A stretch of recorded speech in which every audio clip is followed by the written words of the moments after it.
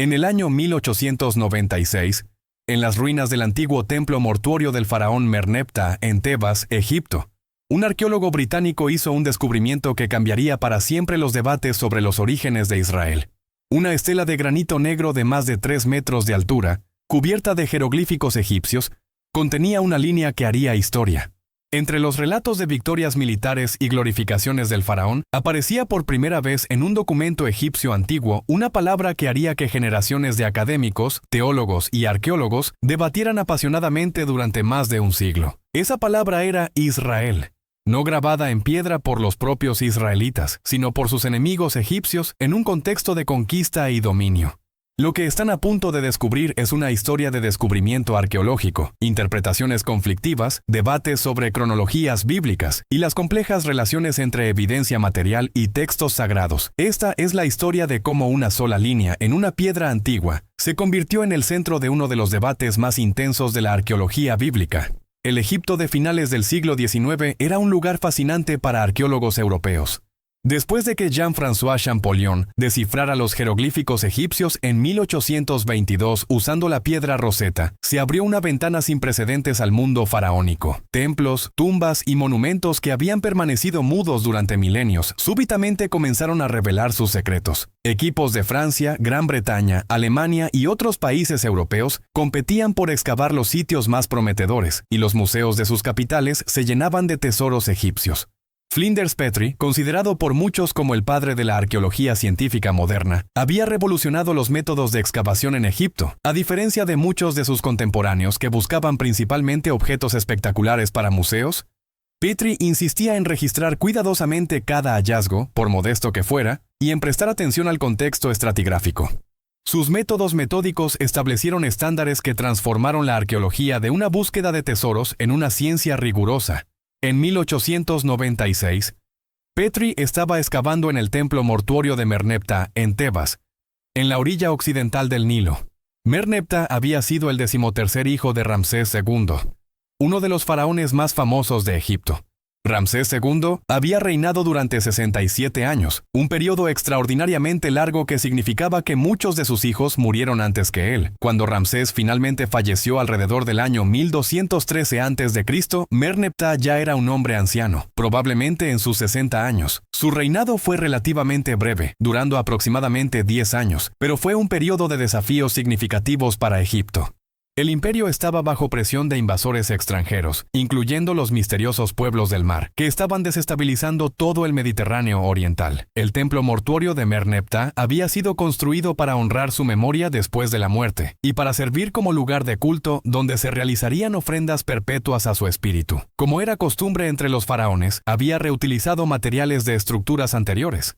La economía de recursos era común en el antiguo Egipto, donde incluso los faraones más poderosos frecuentemente reciclaban bloques de piedra, estatuas y monumentos de sus predecesores. Esta práctica significaba que los arqueólogos a menudo encontraban inscripciones de múltiples periodos mezcladas en un solo sitio. Cuando los trabajadores de Petrie despejaron los escombros del templo, encontraron una gran estela de granito negro que había sido derribada y yacía fragmentada. La estela medía más de 3 metros de altura y estaba cubierta en ambas caras con columnas de jeroglíficos finamente tallados. La cara frontal contenía un largo himno de victoria, un género literario común en el antiguo Egipto, donde los faraones glorificaban sus hazañas militares en lenguaje poético grandilocuente. Estos textos seguían convenciones estilísticas establecidas, con frases formularias que exageraban las victorias y presentaban al faraón como un conquistador invencible, bendecido por los dioses. Petrie reconoció inmediatamente la importancia del hallazgo y copió cuidadosamente las inscripciones para su traducción. El egiptólogo Wilhelm Spiegelberg, que trabajaba con Petrie, comenzó a descifrar el texto. La mayor parte del himno describía campañas militares de Merneptah contra Libia y los pueblos del mar. Amenazas reales que habían requerido respuestas militares serias del faraón. Pero hacia el final del texto, había una sección que mencionaba campañas en Canaán, la región que corresponde aproximadamente a la moderna Israel, Palestina y partes de Líbano y Siria. Esta sección contenía una lista de lugares y pueblos que habían sido sometidos por las fuerzas de Merneptah. Entre los nombres estaban Ascalón, Geser y Genoam, todas ciudades cananeas conocidas de otras fuentes antiguas. Pero luego apareció un nombre que hizo que Spiegelberg se detuviera.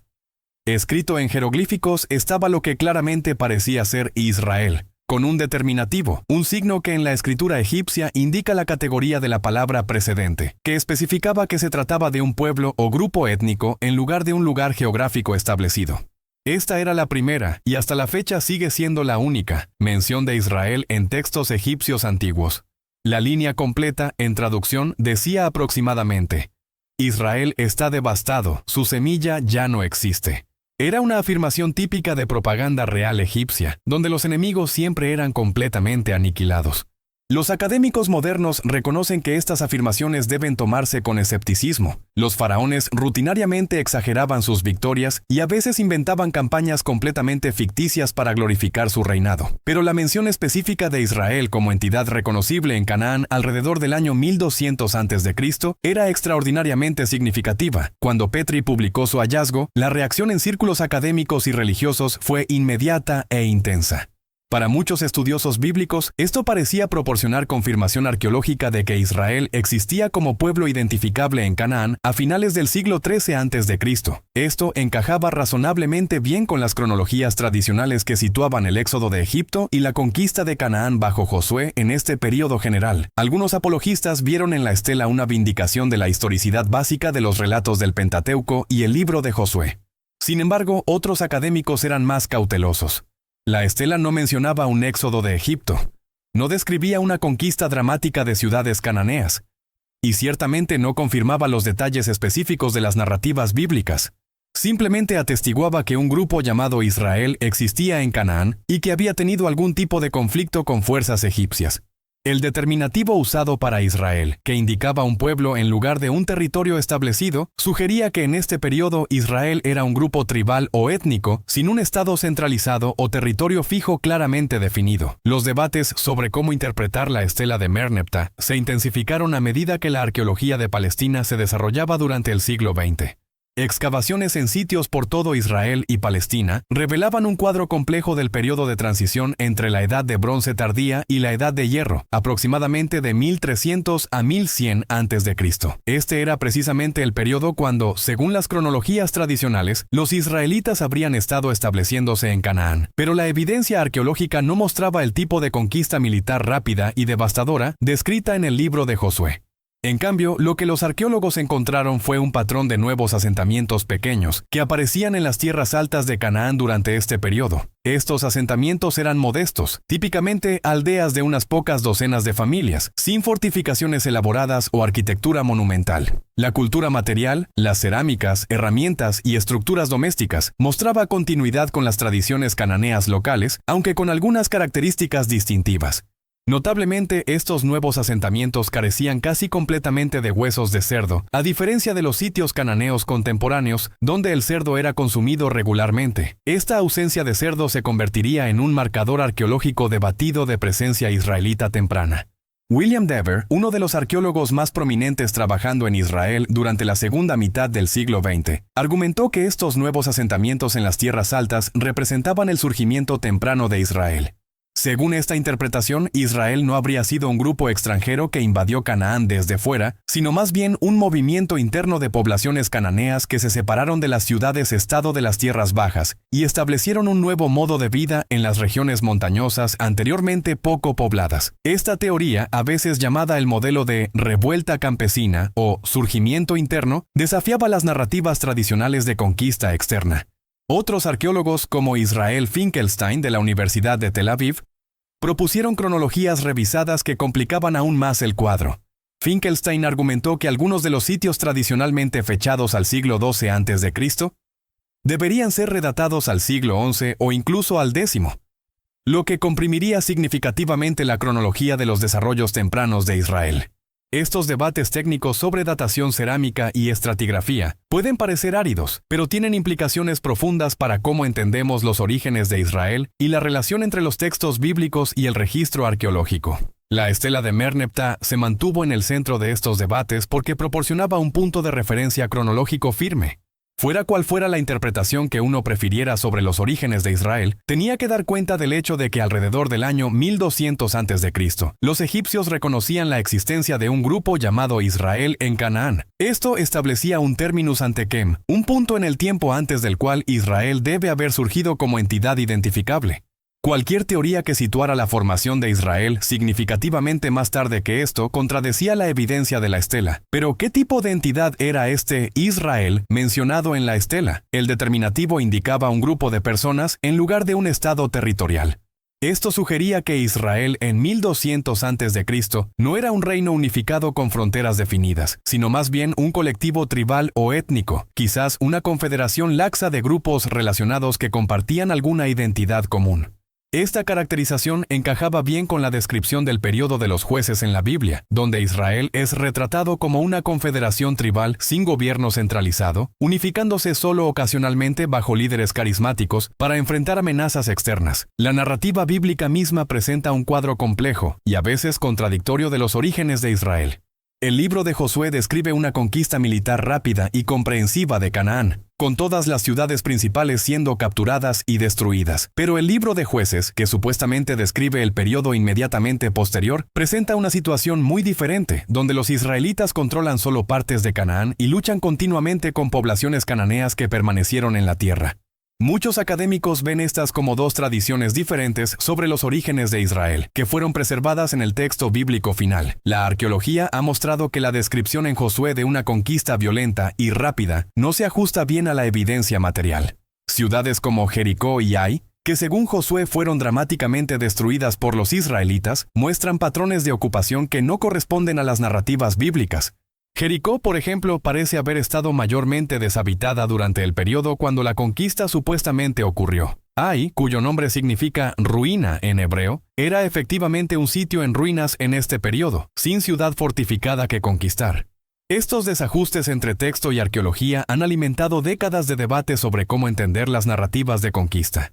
Algunos estudiosos argumentan que las narrativas de Josué son principalmente teológicas en lugar de históricas, diseñadas para transmitir mensajes sobre la fidelidad de Dios y las consecuencias de la obediencia y desobediencia, en lugar de proporcionar reportajes históricos precisos. Otros sugieren que las narrativas pueden preservar memorias de eventos reales, pero que han sido elaboradas, reorganizadas y teologizadas durante siglos de transmisión oral y eventual composición escrita. Y algunos académicos conservadores continúan defendiendo una historicidad básica de las narrativas de conquista, argumentando que las aparentes discrepancias con la arqueología pueden resolverse con cronologías revisadas o interpretaciones alternativas de la evidencia material. La estela de Merneptah no resuelve estos debates, pero proporciona un dato crucial que cualquier teoría debe incorporar. Israel existía como entidad reconocible en Canaán a finales del siglo XIII a.C. Era lo suficientemente significativo como para ser mencionado por el faraón de Egipto en sus anales de victorias militares, lo que sugiere que no era un grupo completamente marginal o insignificante. Al mismo tiempo, su caracterización como pueblo en lugar de estado territorial sugiere que todavía no había desarrollado las estructuras políticas centralizadas de un reino. El contexto más amplio del periodo es crucial para entender la emergencia de Israel. El siglo XIII y principios del XII a.C. fueron tiempos de cambios masivos en todo el Mediterráneo oriental y el antiguo Cercano Oriente. El sistema de grandes imperios y ciudades-estado que había dominado la Edad de Bronce tardía estaba colapsando. El imperio hitita en Anatolia se desintegró. Las ciudades-estado micénicas en Grecia fueron abandonadas. Los pueblos del mar, grupos migratorios cuyo origen exacto sigue siendo misterioso, estaban desestabilizando regiones enteras. Egipto, aunque sobrevivió como estado, entró en un periodo de declive y nunca recuperaría su anterior dominio sobre Canaán. Este colapso del viejo orden creó oportunidades para que nuevos grupos surgieran y se establecieran. En las tierras altas de Canaán, lejos de las rutas comerciales principales y las ciudades costeras que sufrieron más durante este periodo tumultuoso, poblaciones pudieron crear nuevos modos de vida. Los asentamientos en las tierras altas que los arqueólogos asocian con Israel temprano se caracterizan por una economía agrícola y pastoril mixta, con terrazas cuidadosamente construidas para la agricultura en terreno montañoso y recolección de agua sofisticada para sostener comunidades en regiones con lluvias estacionales. Estas comunidades desarrollaron gradualmente una identidad distintiva. La ausencia de cerdo en sus restos alimentarios es uno de los marcadores más discutidos. ¿Por qué no comían cerdo cuando sus vecinos cananeos sí lo hacían? Algunos estudiosos sugieren que esto refleja los inicios de las leyes dietéticas que eventualmente serían codificadas en la Torá.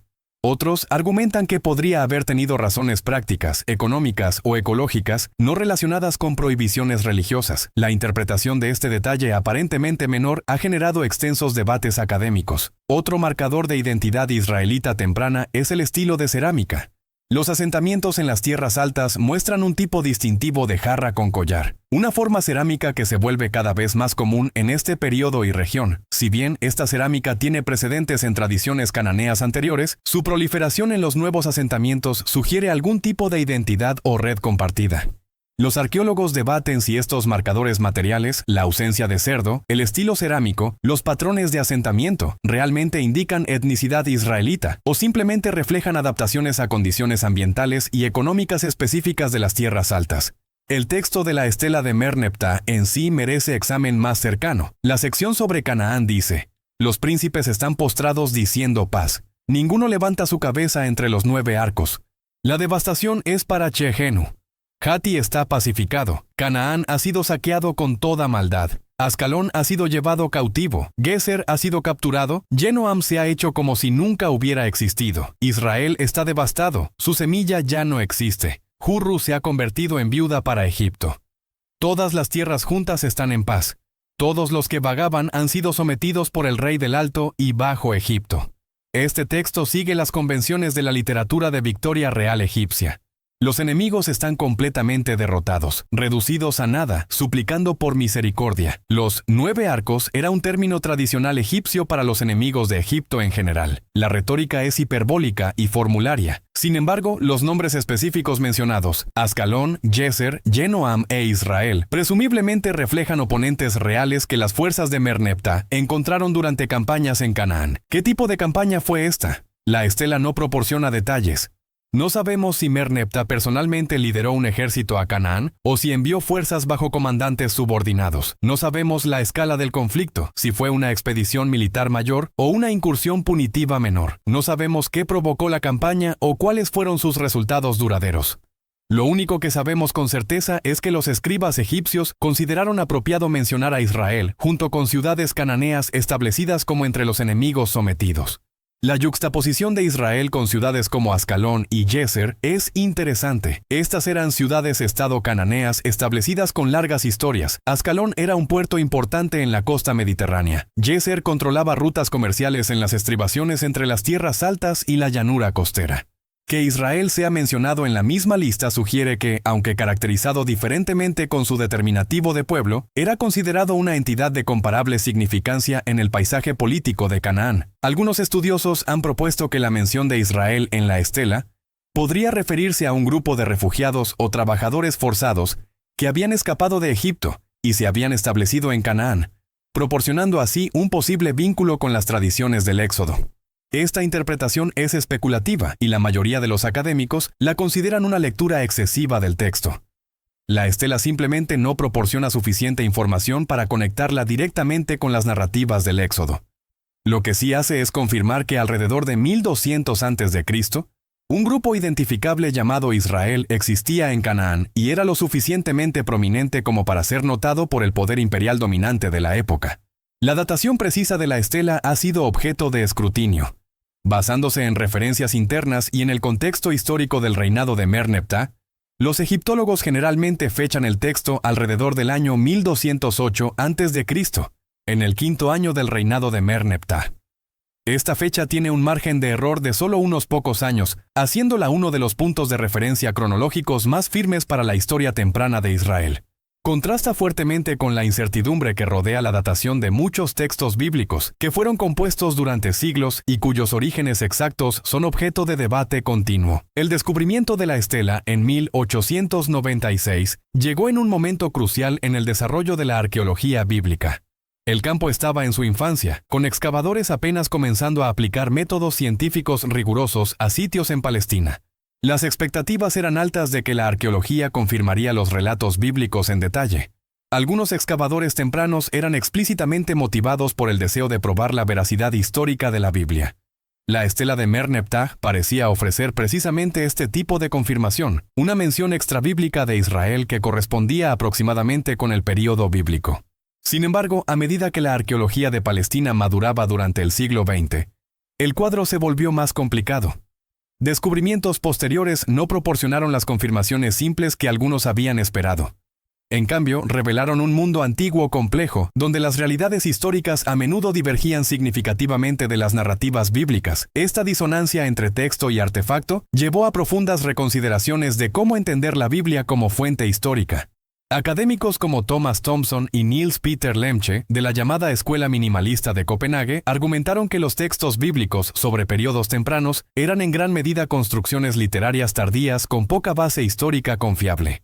Según este punto de vista, Israel como entidad política significativa no emergió hasta el periodo de la monarquía, alrededor del siglo X o incluso IX a.C., y las narrativas sobre periodos anteriores eran en gran parte legendarias. La estela de Merneptah era problemática para esta posición porque demostraba inequívocamente que Israel existía como entidad reconocible al menos 3 siglos antes de lo que los minimalistas consideraban plausible.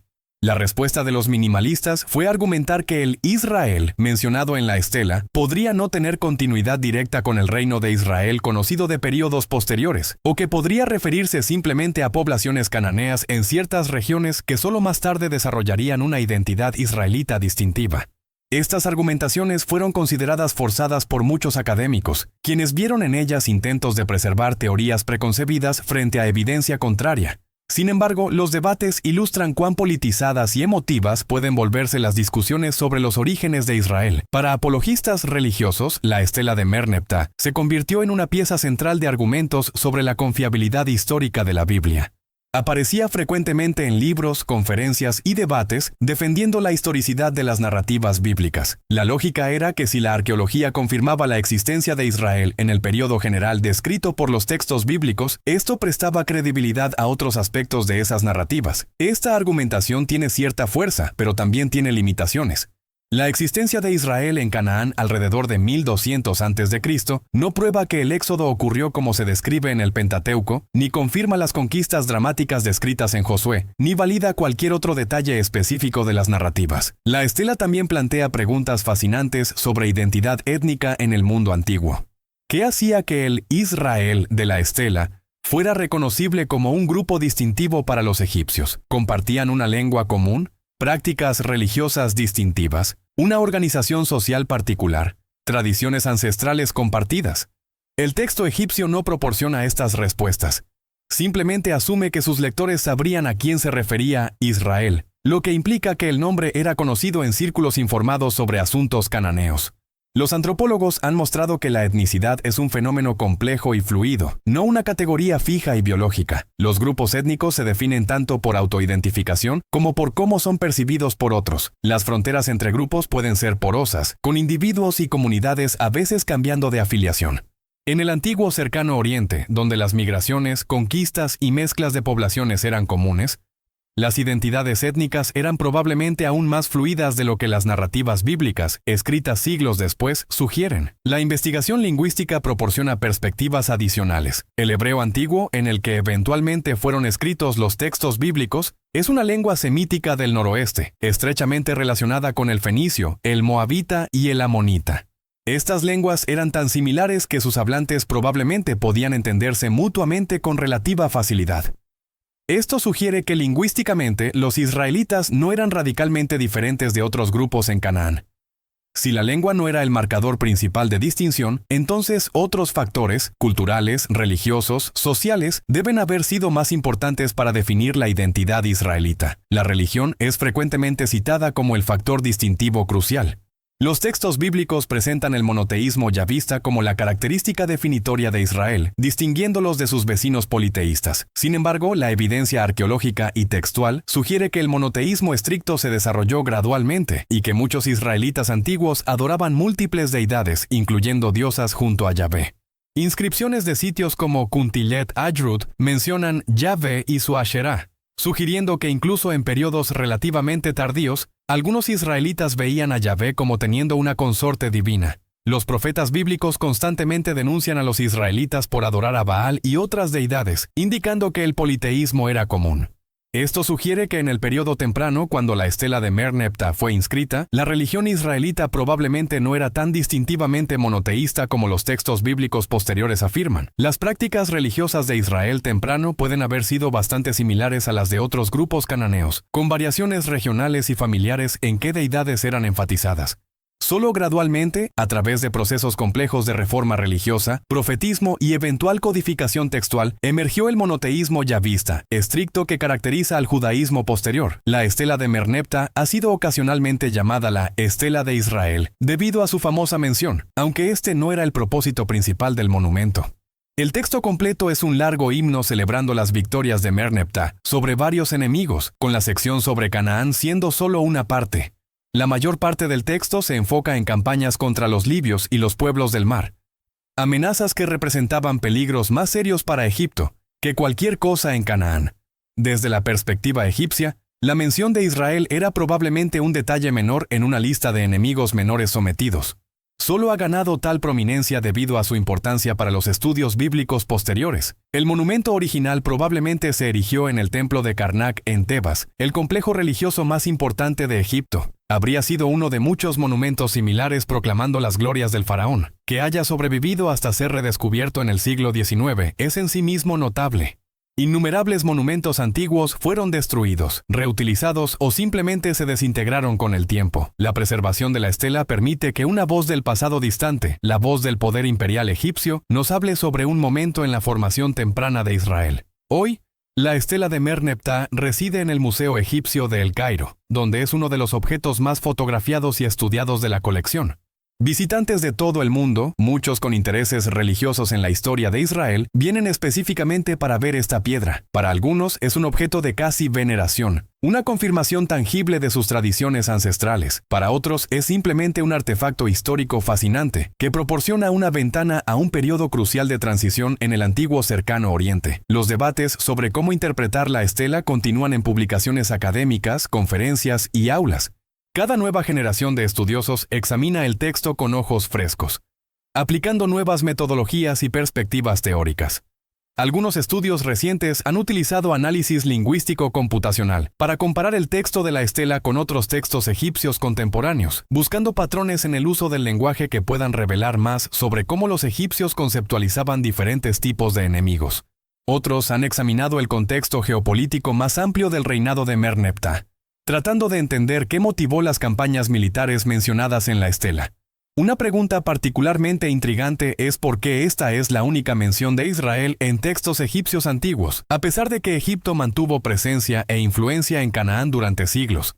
Textos egipcios del periodo del Nuevo Reino mencionan numerosas ciudades cananeas, listas de tributo, campañas militares y correspondencia diplomática. Los famosos Amarna Letters, una colección de correspondencia diplomática del siglo XIV a.C., proporcionan detalles extensos sobre la política cananea durante ese periodo. Sin embargo, Israel nunca aparece en estos documentos, solo emerge en el registro egipcio en esta única instancia durante el reinado de Merneptah. Varias explicaciones son posibles. Quizás Israel solo se formó como entidad reconocible poco antes de la campaña de Merneptah, haciéndolo demasiado nuevo para aparecer en documentos anteriores. Alternativamente, Israel puede haber existido antes, pero en las regiones montañosas marginales que eran de poco interés para los egipcios, que se enfocaban principalmente en las ciudades costeras y las rutas comerciales principales. Solo cuando Israel creció lo suficiente como para representar algún tipo de desafío o interrupción habría atraído atención egipcia, o quizás Israel fue mencionado en otros textos egipcios que simplemente no han sobrevivido, recordándonos cuán fragmentaria es nuestra evidencia del mundo antiguo. El silencio de las fuentes egipcias sobre Israel en otros períodos es paralelo al silencio general de fuentes extrabíblicas sobre Israel temprano. Aparte de la estela de Merneptah, no tenemos menciones claras de Israel en textos no bíblicos hasta el siglo IX a.C., cuando la estela moabita de Mesa menciona conflictos con el reino de Israel, e inscripciones asirias comienzan a registrar contactos con reinos israelitas. Este lapso de 3 siglos en el registro extrabíblico es una de las razones por las que los periodos de los jueces y la monarquía unida bajo David y Salomón son tan debatidos entre historiadores.